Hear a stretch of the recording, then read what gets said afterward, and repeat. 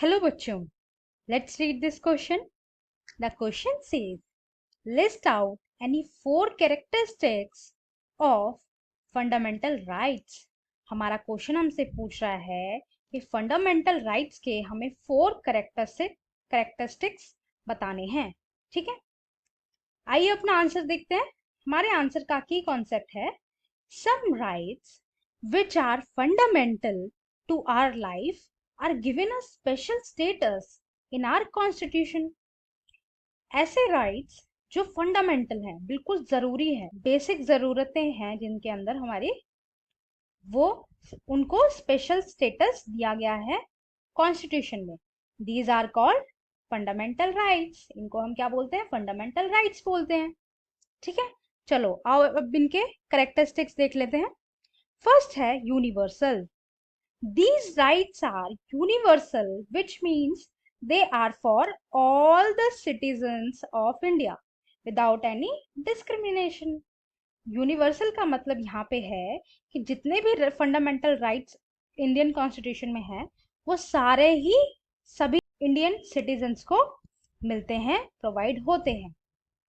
ठीक है, उनके साथ कोई डिस्क्रिमिनेशन नहीं किया जाता.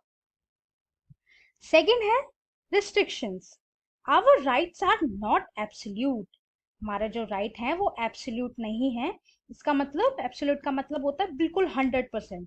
But there are certain restrictions imposed on each of them.